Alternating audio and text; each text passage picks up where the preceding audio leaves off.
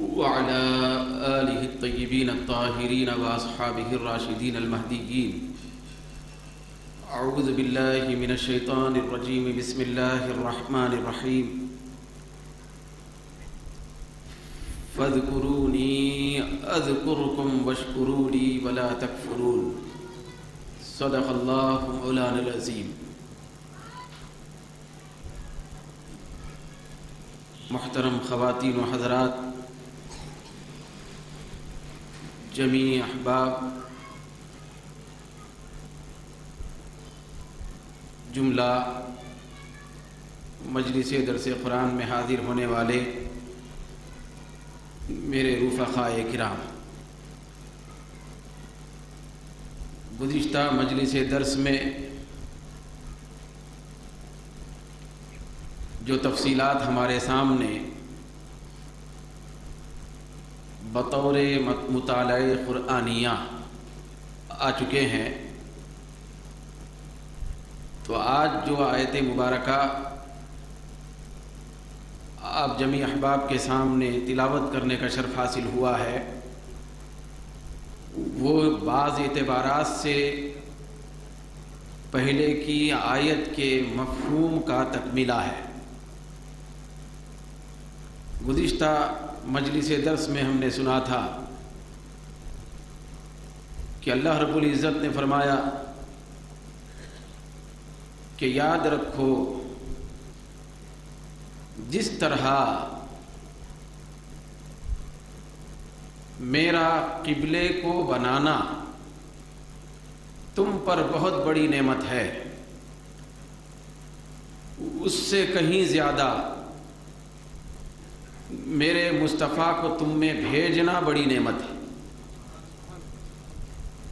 تو گزشتہ جو گفتگو ہوئی تھی اس کا لب لباب کچھ اس طرح ہم اپنے ذہن میں رکھ سکتے ہیں، تاکہ اب آنے والی جو گفتگو ہے اس کو ہم پہلے کی گفتگو سے جوڑ کر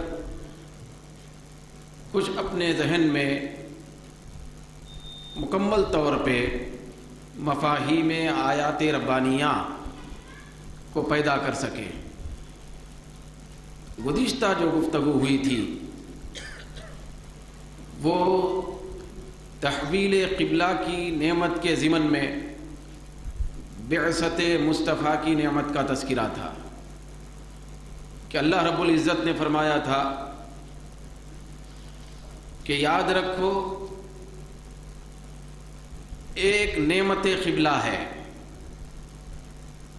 جو میں نے تمہارے لیے قیامت تک کعبے کو مقرر کر دیا اور کعبے کو قبلہ بنایا، بہت بڑی نعمت ہے۔ تو ایک نعمت قبلہ ہے اور دوسرا نعمت بعثت مصطفیٰ ہے۔ میرے محبوب کو تم میں بھیجنا یہ قبلہ کعبے کو بنائے جانے سے بھی بہت بڑی ہزاروں درجے کی اونچی نعمت ہے، کیونکہ میرا محبوب اگر تم میں جلوگر نہ ہوتا تو نہ کعبہ قبلہ بنتا تھا، نہ کعبے کو قبلہ بننے کا تقدس حاصل ہوتا تھا۔ تو قبلہ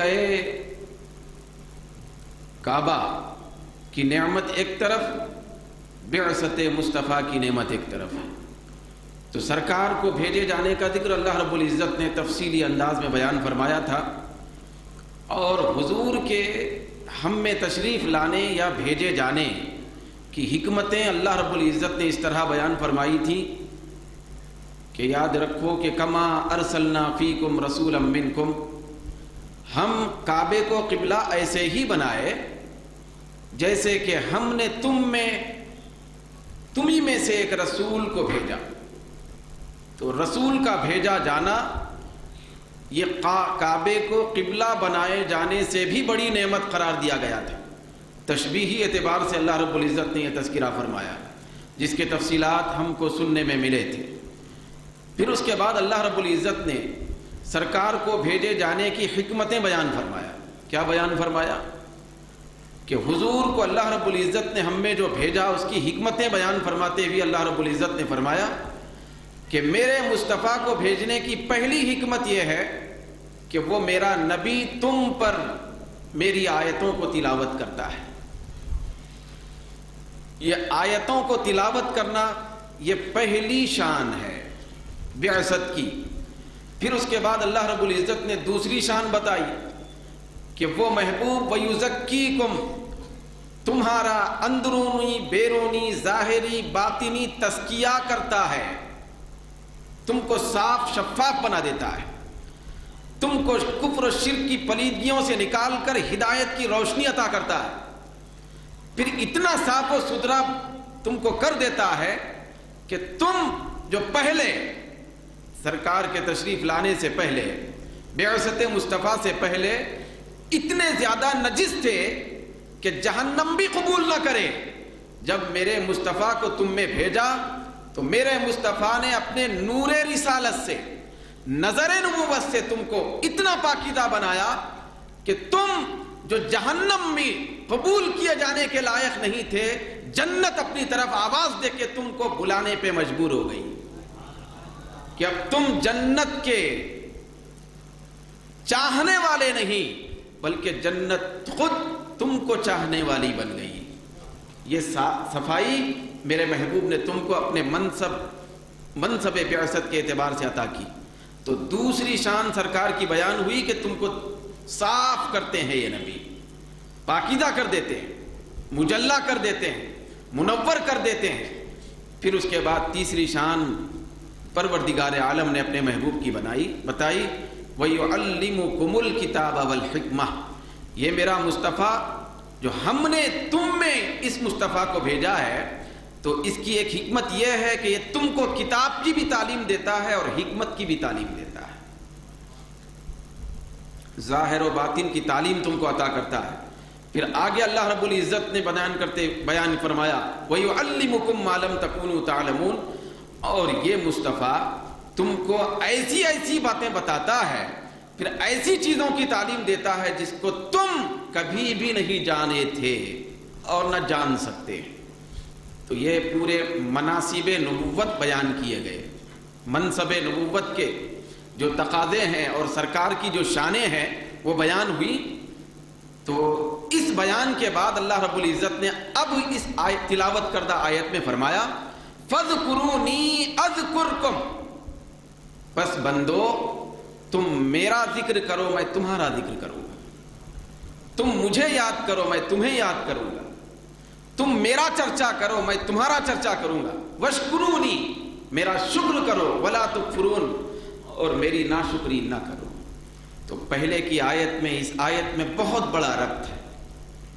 پروردگار عالم پہلے سے ذکر فرما رہا ہے کہ اے بندو میں نے تم کو کعبہ جیسا قبلہ دے کر نعمت عطا کی، نعمت عطا کی، بڑی نعمتیں بہت ساری دی گئیں، گفتگو گزر چکی ہے، نعمتیں اللہ کی بے حد و شمار ہیں، لیکن کعبے کو قبلہ بنایا جانا یہ اللہ رب العزت کی بہت بڑی نعمت۔ پھر اس کے بعد اللہ رب العزت نے کعبے سے بڑی نعمت کا ذکر فرمایا، قبلے سے بڑی نعمت کا ذکر فرمایا، وہ ہے مصطفیٰ کا بھیجا جانا، سرکار کا اس دنیا میں تشریف لانا۔ جیسا کہ میں نے دلیل کے طور پر آپ کے سامنے سورہ آل عمران کی آیت کو کوٹ کیا تھا کہ اللہ رب العزت نے سورہ آل عمران میں اپنے محبوب کو بھیجنے پر مومنین پر احسان جتایا ہے کہ لقد من اللہ علی المؤمنین من انفسہم، لقد من اللہ علی المؤمنین، کہ یقیناً اللہ تبارک و تعالی مومنین پر احسان کیا ہے، اذ بعث فیہم، جبکہ وہ اس میں مبعوث کیا اور بھیجا ہے۔ تو رسول کو بھیج کر اللہ تبارک و تعالیٰ نے احسان جتایا، کسی نعمت پر نہیں جتایا۔ کعبے کو قبلہ بنانا بڑی نعمت، لیکن کعبے کو قبلہ بنا کر احسان نہیں جتایا کہ میں نے تم پر اتنی بڑی نعمت دی ہے، نعمت کی ہے، ہوا دے کر، فضا دے کر، پانی دے کر، سمندر دے کر، جان دے کر، آنکھیں دے کر، ماں باپ دے کر، دوست احباب دے کر، زمین دے کر، آسمان کی بلندیاں دے کر، چاند و سورج دے کر احسان نہیں جتایا ہے، کعبہ دے کر بھی احسان نہیں جتایا ہے، کعبہ دے کر بھی احسان نہیں جتایا۔ اگر احسان جتایا ہے اس بات پر جتایا ہے کہ میں نے تم کو اپنا محبوب دے دیا، میں نے تم میں اپنے محبوب کو بھیج دیا ہے، تو سب سے بڑی نعمت یہ سرکار کا تشریف لانا ہے، یہ اللہ کی طرف سے ملنے والی بہت بڑی نعمت ہے۔ تو کعبہ بھی بڑی نعمت ہے، لیکن مصطفیٰ کعبے سے بڑی نعمت ہے۔ اسی لیے کہا جاتا ہے کعبہ قبلہ ہے اور اس قبلے کا قبلہ مصطفیٰ ہے۔ تو سرکار کو اللہ رب العزت نے قبلے کا قبلہ بنا دیا، کعبے کا کعبہ بنا دیا ہے۔ چنانچہ حضرت امام احمد رضا رحمت اللہ تعالی علیہ، وہ عاشق صادق، وہ اپنے اشعار میں بیان کرتے ہیں کہ حاجیو آؤ شہنشاہ کا روضہ دیکھو، کعبہ تو دیکھ چکے، کعبے کا کعبہ دیکھو۔ مدینے کی طرف بلا رہے ہیں، حج ختم ہو گیا ہے، حج کا پورے مناسک ادا کرنے کے بعد آواز دی جا رہی ہے کہ اب تک تم نے طواف کرتے ہوئے، چومتے ہوئے، ملتزم سے لپٹتے ہوئے، غلاف کعبہ کو تھامتے ہوئے اور زارو خطار روتے ہوئے اپنے نظروں سے تم نے کعبے کو دیکھا ہے، اب کعبے کو دیکھنا ختم ہو گیا، مناسک حج پورے ہو گئے، چلو مدینے کی طرف کعبے کے کعبے کو دیکھا جائے۔ تو سرکار کی ذات کعبے کا کعبہ ہے۔ اگر کوئی اعتراض کرے کہ سرکار کو کعبے کا کعبہ کیسے کہا گیا، تو قرآن سے ثابت ہے۔ اللہ رب العزت نے فرمایا کعبے کے سلسلے میں کہ یہ میری نعمت ہے، پھر اس کے بعد تشبیہ دیتے ہوئے فرمایا کہ میرا مصطفیٰ اور میرے مصطفیٰ کی بعثت یہ کعبے سے بڑی نعمت۔ یہ تفصیل میں نے تشبیہ کی اہمیت بیان کرتے ہوئے گزشتہ عرض کر دی۔ تو یہاں اب کتنی نعمتوں کا ذکر ہوا فرمائیے؟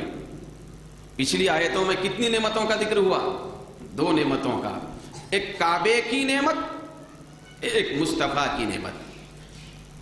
2 بڑی نعمتوں کا ذکر ہوا جن میں سے سرکار کی ذات بڑی نعمت۔ تو نعمتوں کا ذکر ہونے کے بعد، بڑی نعمتوں کا ذکر ہونے کے بعد یہاں یہ بات قابل غور ہے کہ کعبے کا جب ذکر فرمایا تو اللہ رب العزت نے اس کی تفصیل نہیں بیان فرمائی۔